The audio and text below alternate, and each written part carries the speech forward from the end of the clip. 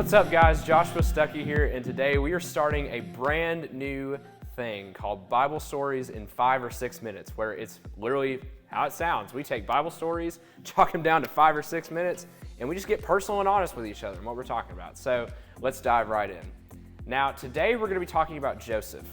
Now, side story about Joseph. I love the musical Joseph and the Amazing Technicolor Dreamcoat, specifically the song Close Every Door to Me. I love that song. It's awesome, so good, so amazing. You probably have never heard of that, but it's okay. I'll be really shocked if you have. Let us know in the comments if you have, and tell us your favorite song from it if you have. So, Joseph, get this. This guy had 12 brothers. Not one, not two, not even 3, 12. Imagine being in a quarantine with 12 brothers. I can barely do it with 5 people in my house. Imagine just 12. That'd be insane. So he had 12 brothers, and they were all very, very close, but they also argued a lot, like any other family would.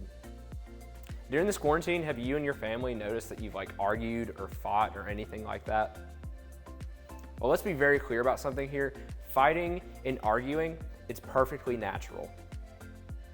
You're not completely alone in doing that. Me and my sister, we've gotten in so many arguments since this quarantine started.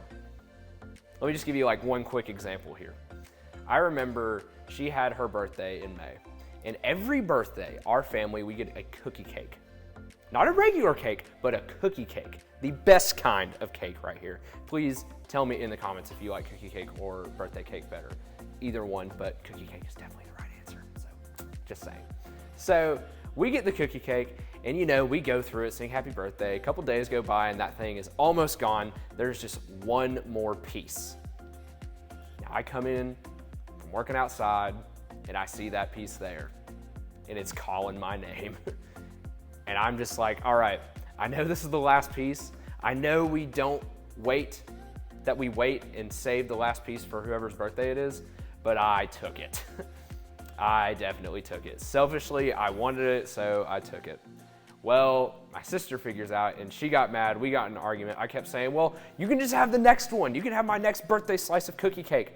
But that's a year from now. That's a long time.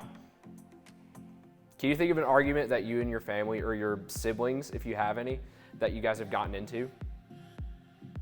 What was it about? How did you handle it in the moment?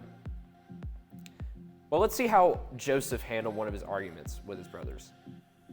Now, they get into an argument because they believe that Joseph was the family favorite.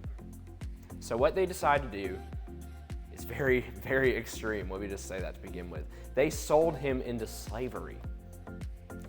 It's not just like with a cookie cake where you can say, oh, you can have the next piece later. No, they sold him into slavery. And for 10 years, he was in the land of Egypt as a slave on his own. Didn't know what was happening, what was going on. He just kept asking God why. But he stayed faithful. He was constantly in contact with God, being honest with God about his feelings, being angry at this moment, not knowing what to do. So 10 years go by. And through a series of events, Joseph becomes the ruler of Egypt. He goes from a slave to a king in 10 years. Now, his brothers, on the other hand, they are not doing so hot right now. Back in the land of Canaan, where he's from, it's having a drought. That means they have no food, no water. They're very thirsty, very hungry. So they go to Egypt asking the ruler, which is Joseph, they just don't recognize him, for some food. But Joseph immediately recognizes them. So he throws them a feast, biggest honor ever, and at the end of it, he reveals himself to his brothers. His brothers, after they apologized, they felt so bad for what they did, he immediately forgives them instead of taking revenge. Now, kind of catch up with me and my sister, I said I was sorry. I broke what we call the sacred code of not sharing the last slice of cookie cake because it's your birthday, And instead of getting very angry at me again, she forgave me. She showed a picture of love and grace. How can we do that during this time of quarantine?